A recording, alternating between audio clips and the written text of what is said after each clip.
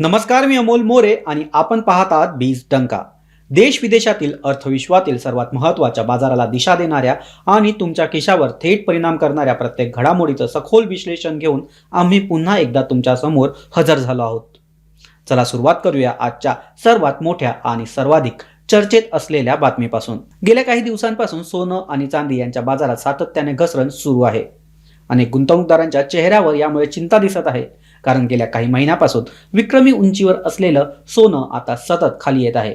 अनेक जण हा ट्रेंड पाहून आपली गुंतवणूक कमी करण्याचा विचार करत आहे. काही जण नफा बुक करत आहेत, तर काही जण पुढे काय होणार याची वाट पाहत आहे. पण अशाच वेळी जगभरातील लाखो गुंतवणूकदार ज्यांच्या मताकडे लक्ष देतात, असे रिच डॅड पुअर डॅड या जगप्रसिद्ध पुस्तकाचे लेखक रॉबर्ट कियोसाकी यांनी एक अत्यंत महत्त्वाचं विधान केलं आहे. त्यांनी स्पष्ट शब्दात सांगितलं आहे की सोन्याची घसरण म्हणजे संकट नाही, तर आयुष्यात क्वचित मिळणारी संपत्ती निर्माण करण्याची संधी आहे. हे विधान का महत्त्वाचं आहे हे समजून घेणं देखील गरजेचं आहे. रॉबर्ट कियोसाकी यांनी गेल्या अनेक वर्षापासून एकाच गोष्टीवर भर दिला आहे. त्यांच्या मते आर्थिक संकट असो, महागाई असो किंवा चलनाचं अवमूल्यन असो, अशा प्रत्येक काळात वास्तविक मालमत्ता म्हणजे सोनं, चांदी आणि बिटकॉइन यांचं महत्त्व. कागदी चलनाचं मूल्य कमी होऊ शकतं, शेअर बाजारात मोठी पडझड होऊ शकते, पण वास्तविक मालमत्ता दीर्घकालीन संपत्तीचं संरक्षण करते. म्हणूनच बाजारात घसरण सुरू होताच बहुतांश लोक घाबरतात, तर अनुभवी गुंतवणूकदार मात्र शांत राहून संधी शोधतात. कियोसाकी यांचा हा संदेश महत्त्वाचा आहे. त्यांच्या मते बाजारात भीतीचं वातावरण निर्माण झालं की उत्तम दर्जाचा माल स्वस्त दरात उपलब्ध होतो. अशा वेळी भावनिक निर्णय घेणारे गुंतवणूकदार विक्री करतात आणि संयम राखणारे गुंतवणूकदार भविष्यासाठी संपत्ती जमा करतात. आता प्रश्न असा आहे की सोन्यामध्ये ही घसरण का सुरू झाली? यामागे अनेक जागतिक कारणं आहेत. सर्वात मोठं कारण म्हणजे अमेरिकन डॉलरची मजबूती. डॉलर मजबूत झाला की आंतरराष्ट्रीय बाजारात सोन्याची मागणी कमी होते, कारण इतर देशांच्या चलनाच्या तुलनेत सोनं अधिक महाग होतं. दुसरं कारण म्हणजे अमेरिकेची मध्यवर्ती बँक अर्थात फेडरल रिझर्व्ह फेड पुन्हा एकदा व्याजदर वाढवू शकते अशी शक्यता बाजारात व्यक्त केली जात आहे. व्याजदर वाढले की बॉन्ड्स आणि इतर व्याज देणाऱ्या साधनांमध्ये गुंतवणूक वाढते. त्यामुळे सोनं आणि चांदीसारख्या व्याज न देणाऱ्या मालमत्तांमधून काही गुंतवणूक बाहेर पडते. याच पार्श्वभूमीवर गेल्या 2 दिवसात सोन्याच्या दरात तब्बल सुमारे 6,000 रुपयांची घसरण झाली, तर चांदीमध्ये जवळपास 15,500 रुपयांपेक्षा अधिकची घसरण पाहायला मिळाली. इतक्या मोठ्या घसरणीमुळे बाजारात मोठी खळबळ उडाली आहे. पण इतिहासाकडे पाहिलं तर प्रत्येक मोठ्या घसरणीनंतर सोन्याने पुन्हा एकदा जोरदार पुनरागमन केलं आहे. 2008चं जागतिक आर्थिक संकट असो किंवा 2020 मधील कोरोना महामारी किंवा त्यानंतरची महागाई, प्रत्येक वेळी सुरुवातीला घसरण झाली, पण यानंतर सोन्याने नवीन उच्चांक गाठले आहेत. म्हणूनच अनेक दीर्घकालीन गुंतवणूकदार सध्या घसरणीकडे वेगळ्या नजरेने पाहत आहेत. भारतात देखील परिस्थिती काही वेगळी नाही. भारतीय कुटुंबांमध्ये सोनं ही केवळ गुंतवणूक परंपरा नसून लग्न समारंभ, सण उत्सव, धार्मिक कार्यक्रम आणि भविष्यातील आर्थिक सुरक्षितता यासाठी सोनं मोठ्या प्रमाणावर खरेदी केलं जातं, ज्यामुळे दर कमी झाले की प्रत्यक्ष मागणी वाढण्याची शक्यता अधिक असते. याशिवाय भारत हा जगातील सर्वात मोठ्या सोन्याच्या ग्राहकांपैकी एक देश आहे. त्यामुळे जागतिक बाजारातील प्रत्येक चढ उताराचा परिणाम भारतीय सराफा बाजारावर तत्काळ दिसून येतो. आर्थिक तज्ञांच्या मते या घसरणीकडे अल्पकालीन घटना म्हणून पाहणं अधिक योग्य ठरेल, कारण अजूनही जगभरातील अनेक केंद्रीय बँका सातत्याने सोनं खरेदी करत आहेत. अनेक देश आपल्या परकीय चलनसाठ्यात सोन्याचा वाटा वाढवत आहेत. यामुळे दीर्घकालीन मागणी कायम राहण्याची शक्यता नाकारता येत नाही. याच कारणामुळे तज्ज्ञ गुंतवणूकदारांना एकाच वेळी मोठी गुंतवणूक करण्याऐवजी टप्प्याटप्प्याने खरेदी करण्याचा सल्ला हा दिला जातो, ज्याला सिस्टमॅटिक बाईंग किंवा रुपी कॉस्ट ॲव्हरेजिंग असं म्हटलं जातं. यामुळे बाजारातील चढ उताराचा परिणाम कमी होतो आणि दीर्घकालीन परतावा अधिक संतुलित मिळू शकतो. मात्र एक गोष्ट लक्षात ठेवणं तितकंच महत्त्वाचं आहे. कोणत्याही एका मालमत्तेत संपूर्ण गुंतवणूक करणं योग्य नसतं. सोनं, चांदी, शेअर्स, म्युच्युअल फंड्स, बॉन्ड्स आणि इतर गुंतवणूक साधनांमध्ये संतुलित पोर्टफोलिओ तयार करणं हा दीर्घकालीन आर्थिक यशाचा सर्वात सुरक्षित मार्ग मानला जातो. त्यामुळे सोन्याची सध्याची घसरण ही घाबरण्याचं कारण आहे की संधी, याचं उत्तर प्रत्येक गुंतवणूकदाराने स्वतःच्या आर्थिक उद्दिष्टानुसार ठरवायला हवं. आणि आता सोन्याशी संबंधित आणखी एक मोठी आणि भारतासाठी ऐतिहासिक ठरणारी बातमी. एकीकडे आंतरराष्ट्रीय बाजारात सोन्याच्या किमतीत मोठे चढ उतार सुरू असताना भारताने सुवर्ण स्वावलंबनाच्या दिशेने अत्यंत महत्त्वाचं पाऊल उचललं आहे. कारण अनेक दशकापासून भारत हा जगातील सर्वाधिक सोनं आयात करणाऱ्या देशांपैकी एक राहिला आहे. आपल्या देशात दरवर्षी लाखो कोटी रुपयांचं सोनं परदेशातून आयात केलं जातं. त्यासाठी मोठ्या प्रमाणावर परकीय चलन खर्च होतं.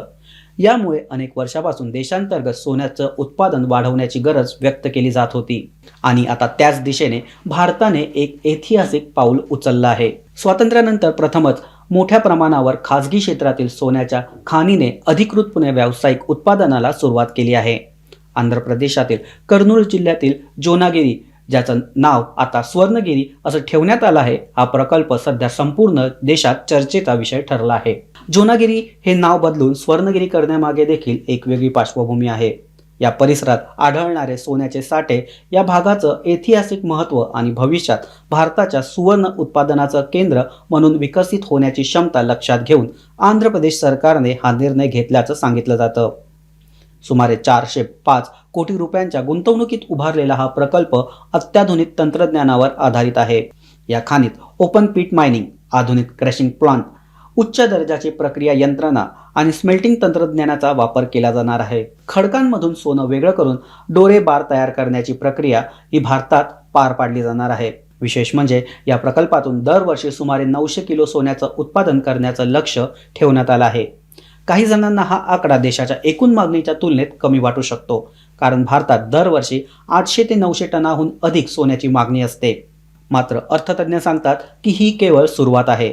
खाजगी क्षेत्रासाठी सोन्याच्या उत्खननाचे दरवाजे उघडल्यामुळे भविष्यात अशा आणखी अनेक प्रकल्पांना चालना मिळू शकते. अर्थव्यवस्थेचा विचार केला तर भारताचं आयात बिल कमी करण्यासाठी हा प्रकल्प भविष्यात महत्त्वाची भूमिका बजावू शकतो, कारण भारताचं मोठं परकीय चलन आजही कच्चं तेल आणि सोन्याच्या आयातीवर अवलंबून असतं. जर देशांतर्गत उत्पादन वाढलं तर त्याचा सकारात्मक परिणाम व्यापार तूट, परकीय चलन साठा आणि रुपयाच्या स्थैर्यावर दिसू शकते. त्यामुळे हा प्रकल्प फक्त एका खाणीचा नाही, तर भारताच्या आर्थिक स्वावलंबनाच्या दिशेने टाकलेले एक महत्त्वाचं पाऊल आहे. आता या प्रकल्पामुळे भारत पूर्णपणे आयातमुक्त होईल का? तर याचं उत्तर आहे नाही. पण प्रत्येक मोठी क्रांती एका छोट्या पावलापासून सुरू होते आणि स्वर्णगिरी हा तसाच एक महत्त्वाचा टप्पा मानला जातो. विश्लेषकांच्या मते पुढील काही वर्षात जर अशा आणखी खाणी सुरू झाल्या तर भारतात सोन्याच्या उत्पादनात लक्षणीय वाढ होऊ शकते. यामुळे केवळ अर्थव्यवस्थेलाच नव्हे तर गुंतवणूकदारांना देखील दीर्घकालीन फायदा होण्याची शक्यता व्यक्त केली जाते.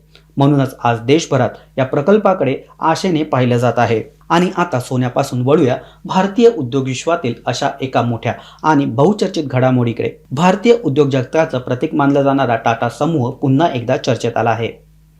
कारण अनेक महिन्यापासून सुरू असलेल्या चर्चेला आता नवं वळण मिळालं आहे. टाटा सन्सचा IPO होणार की नाही हा प्रश्न आता पुन्हा एकदा ऐरणीवर आला आहे. आणि यामागचं कारण म्हणजे भारतीय रिझर्व्ह बँकेने जाहीर केलेले नवे नियम. भारतीय रिझर्व्ह बँकेने अप्पर लेअर NBFC संदर्भातील अंतिम नियामक चौकट स्पष्ट केली आहे. या नियमानुसार अशा कंपन्यांवर अधिक कठोर अटी लागू राहणार आहेत. टाटा सन्स ही देशातील सर्वात मोठ्या होल्डिंग कंपन्यांपैकी एक आहे. कंपनीकडे लाखो कोटी रुपयांची मालमत्ता आहे, म्हणूनच ती या नियामक चौकटीत येऊ शकते. गेल्या काही वर्षात टाटा सन्सने आपलं कर्ज कमी करण्याचा प्रयत्न केला, NBFCचा दर्जा रद्द करण्याचा अर्जही केला. पण आता RBIने अप्रत्यक्ष सार्वजनिक निधी या संकल्पनेची व्याप्ती वाढवल्याने परिस्थिती पूर्ण बदलली आहे. याचा अर्थ केवळ थेट सार्वजनिक ठेवी नव्हे तर समूहातील कंपन्यांमार्फत उपलब्ध होणाऱ्या निधीकडे देखील नियामक संस्थांचं लक्ष राहणार आहे. यामुळे टाटा सन्ससमोर पर्याय कमी झाले आहेत. याच कारणामुळे आता बाजारात पुन्हा एकदा टाटा सन्सच्या IPOची चर्चा रंगू लागली आहे. जर हा IPO आला तर तो भारतीय शेअर बाजाराच्या इतिहासातील सर्वात मोठ्या सार्वजनिक समभाग विक्रीपैकी एक ठरू शकतो. अर्थतज्ञ सांगतात की टाटा सन्स सूचीबद्ध झाल्यास समूहातील अनेक कंपन्यांचं मूल्यांकन नव्या उंचीवर जाऊ शकतं. याचा परिणाम टाटा समूहातील सूचीबद्ध कंपन्यांच्या शेअर्सवर देखील दिसू शकतो. याच अपेक्षेने टाटा समभागामध्ये खरेदी वाढल्याचं पाहायला मिळालं. मात्र अजून अंतिम निर्णय झालेला नाही.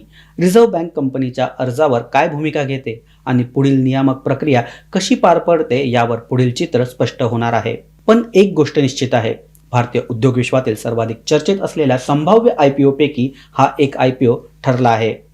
आणि यामुळेच पुढील काही महिन्यात टाटा सन्सशी संबंधित प्रत्येक घडामोडीवर गुंतवणूकदारांचं बारकाईने लक्ष असणार आहे.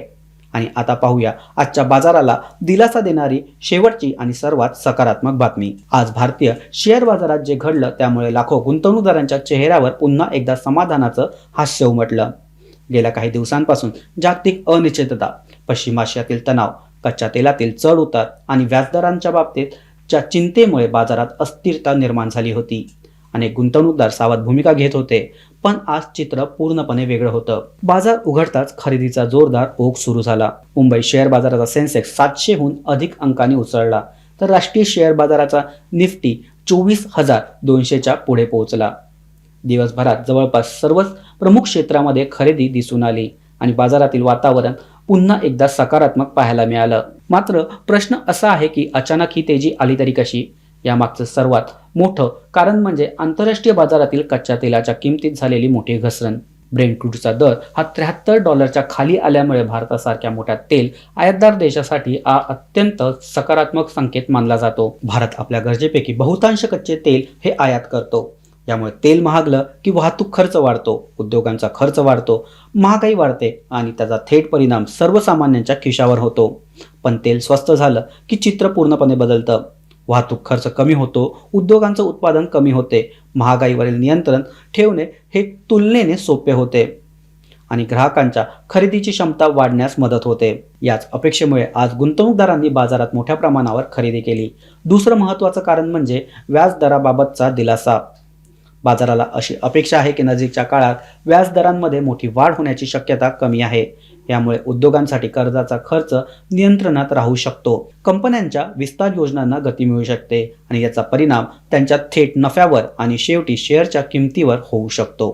विशेषतः बँकिंग क्षेत्रातील समभागांनी बाजाराला मोठा आधार दिला. खाजगी बँका, सार्वजनिक क्षेत्रातील बँका आणि वित्तीय सेवा कंपन्यांमध्ये मोठी खरेदी ही झाली आहे.